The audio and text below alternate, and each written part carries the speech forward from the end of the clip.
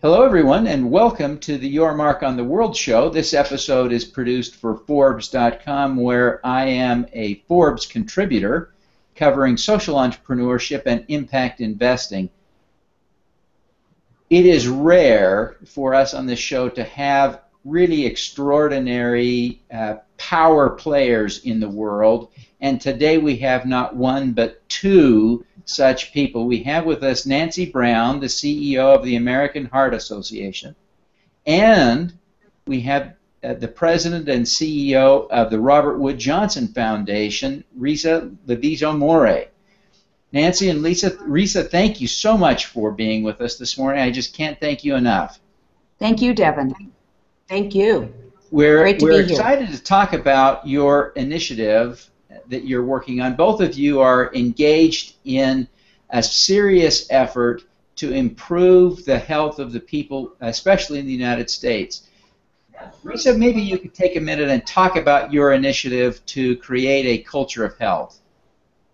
Well, Devin, thank you. It's a pleasure to talk about this because, as you know, we are not the healthiest country in the world. There are many hospitalizations that don't need to happen. We don't have the longest life expectancy, and yet we have the opportunity to build a culture that allows everyone to have that opportunity to be as healthy as they can. And that's what we're really, people like the ones that you know so well, to engage and help us change the culture in which we live.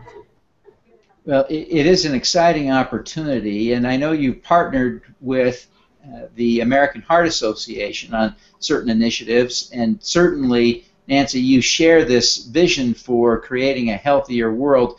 Can you tell us a little bit about some of your ideas and the specific plans that you have to build this culture of health in the United States?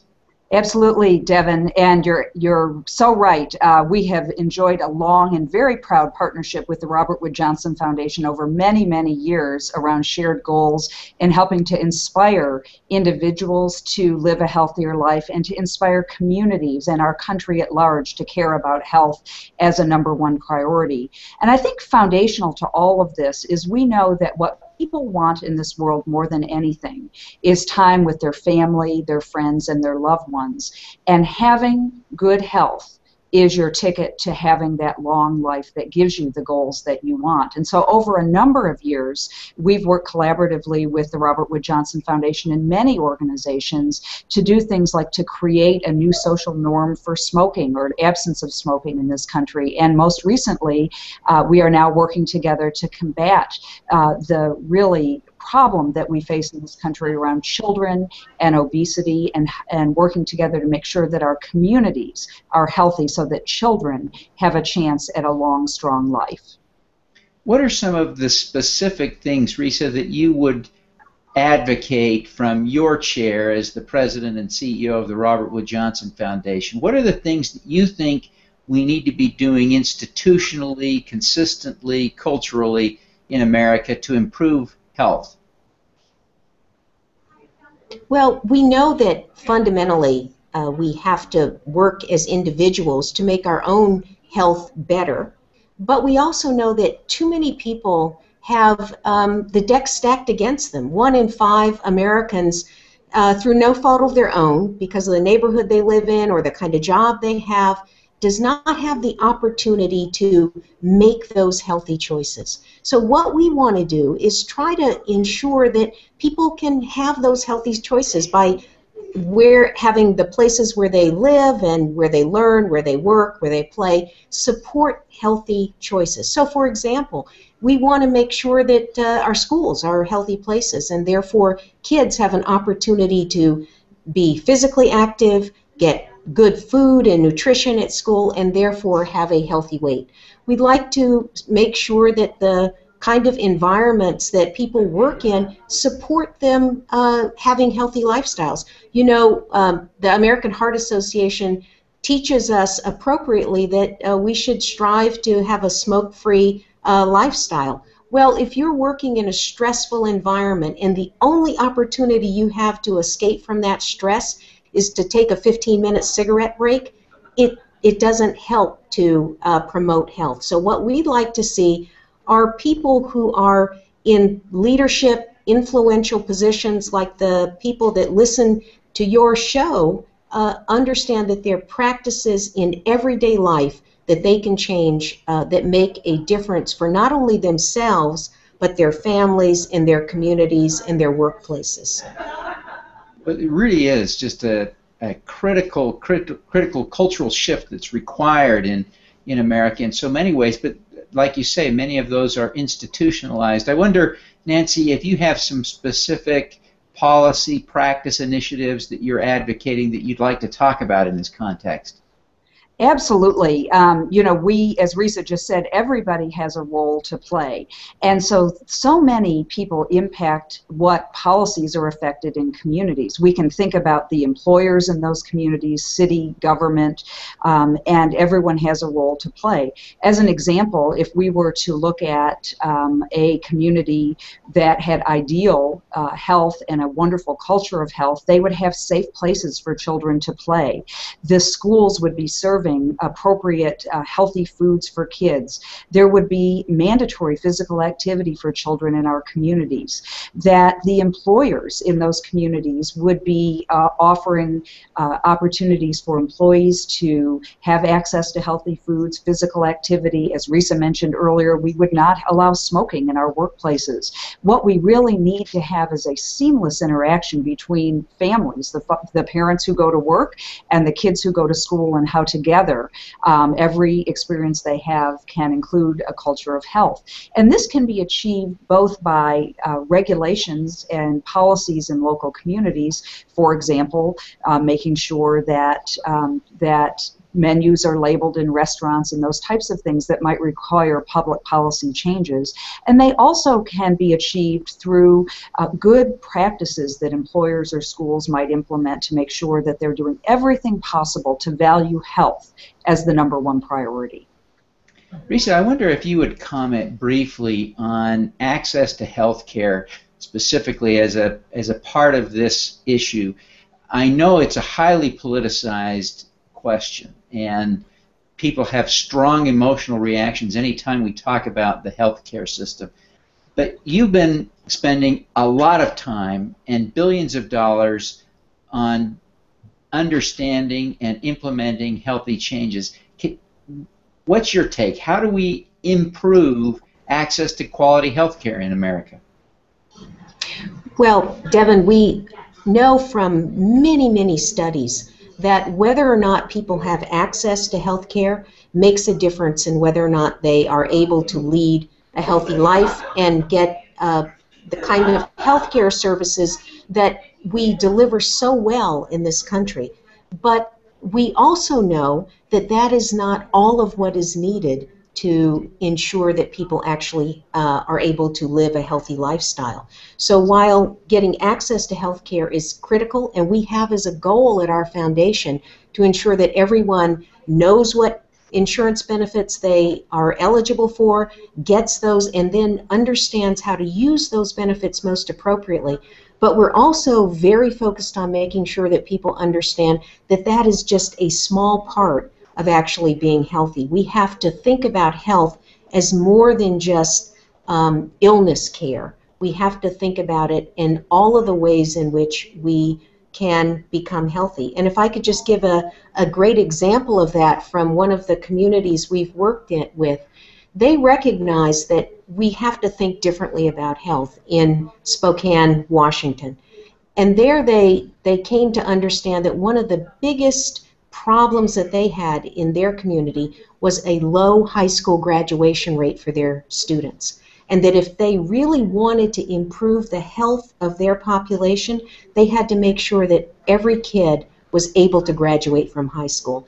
And so, as Nancy has already said, they really were exemplary in bringing together people from across the sectors, the business community, the Chamber of Commerce, the school leadership, parents, teachers, and they were able to increase their graduation rate by about 20 points. That, in the long term, will have a tremendous impact on the health outcomes of the people in Spokane, even as we're trying to make sure they get health care even more, we have to make sure they have access to all of those things that will improve the quality of their health long term.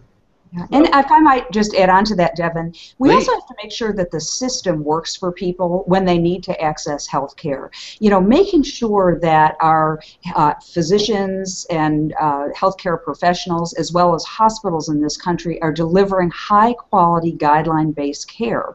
And this has been a long-standing priority of the American Heart Association and certainly of the Robert Wood Johnson Foundation. You know, most care delivered in this country today is mandated by practice guidelines, and assuring that our physicians and our healthcare systems practice according to those guidelines is very, very key.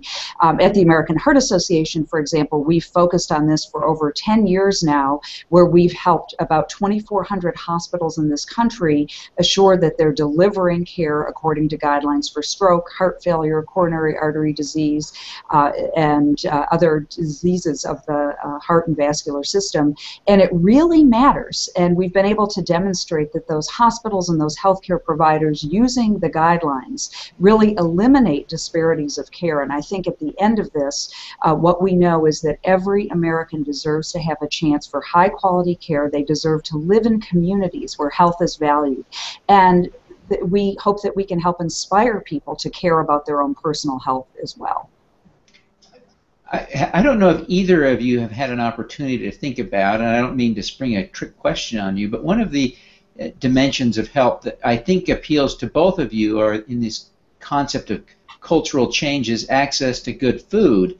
And in the inner cities, there are communities around the country that really don't have a quality grocery store where you can buy fruits and vegetables.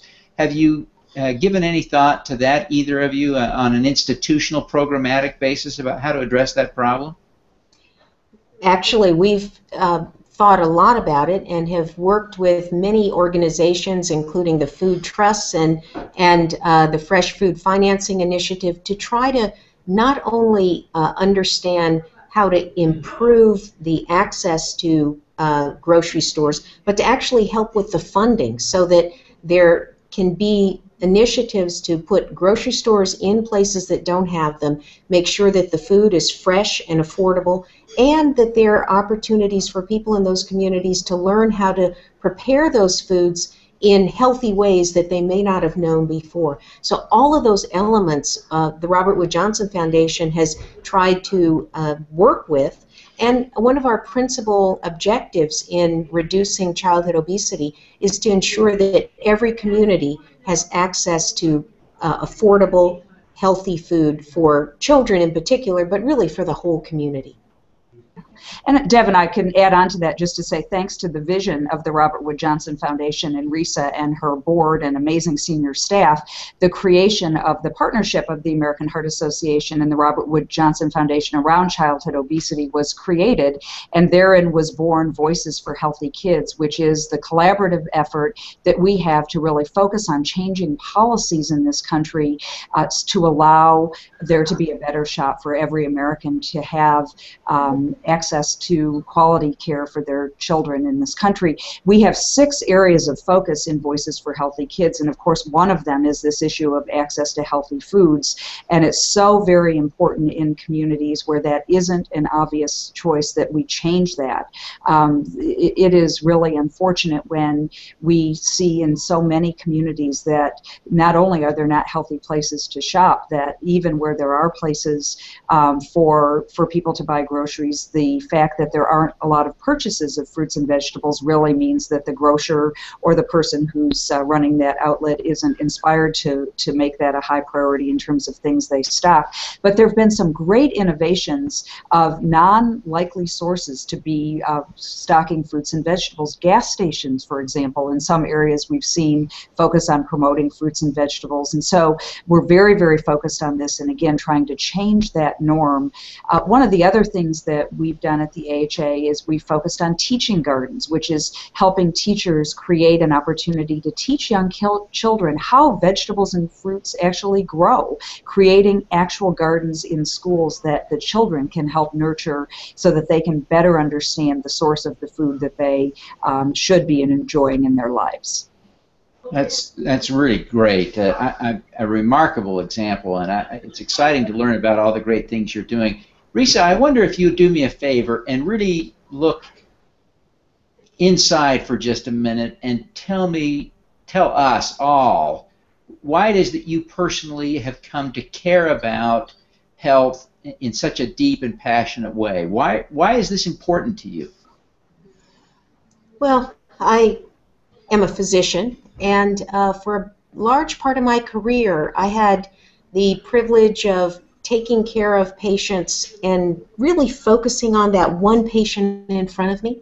But as I tried to do that, it was very clear to me that so much of whether or not a person was able to be healthy depended on factors outside of what we were doing in the healthcare delivery system. And it depended on things like the kind of stresses they had in their life, the access to food, the quality of the environment that they lived in. All of these things are critically important. And so as a physician, and I think as a person who cares about your community, understanding the interconnection between those things has driven me to think more broadly about how to bring these different forces together to try to really create opportunity for people to be healthy. Because as Nancy said earlier in the hour, we want to be in itself opportunity to do the things in life that we really want to do. Well, that's great, Risa. I appreciate you sharing that. Nancy, I hope you thought I might ask you the same question, because I am going to ask you this. Why is this important to you? Thank you. I'm glad you did ask the same question. You know, for me, I have spent my entire working career working in the philanthropic health arena, and every single day I am inspired by people who volunteer and who donate and who have been touched by the diseases of the American Heart Association and other organizations in this country. And I think it's so very clear that people treasure and value their health, and yet in many cases people are at a loss for what to do about it. I think for me personally, every person I meet I see as an opportunity to continue to focus and put even more passion and direction behind the work we do at the American Heart Association. And it does go back to the comment I made earlier.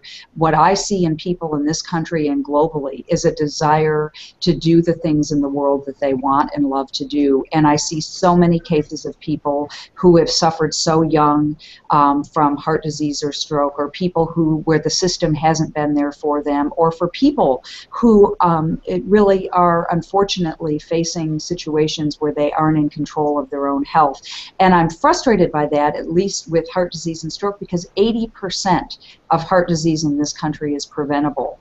We need to inspire people to care about their health, and we need to create an environment where people have a chance to have the health that they so deserve. And so that's why I'm so passionate and committed to the work that we do at the American Heart Association. Well, Nancy, in conclusion, I wonder if you would tell us what accomplishment at the American Heart Association in recent years makes you most proud. What do you most want to brag about having actually accomplished in recent years? You know, I think probably the thing that I am most proud of is that due to the work of the American Heart Association and so many partners, Robert Wood Johnson Foundation, our government agencies, and so many other people, we have seen a 40-year consecutive reduction in death rates due to heart disease and stroke in this country. And that makes me so very proud. We've been able to, at the American Heart Association, fund science, create guidelines that have become the standard of care for treatment for heart disease and stroke in this country. And we've been able to identify and help individuals know and understand their risk factors for heart disease and stroke. So I'm really very optimistic that with the same drive and same focus on amazing partners, that we can continue to help create an environment in this country that focuses on culture of health, and we can help individuals achieve that health that they so desire. Fantastic. And Risa, what about you? What makes you most proud in terms of the accomplishments of the Robert Wood Johnson Foundation in recent years? One of the things that is news just today is that the level of obesity in our country is leveling off. When you look at the number of states that had an increase in the percentage of their population that were obese in 2005, every state except for one had an increase. This year, only 6 states have an increase, and last year it was only 1.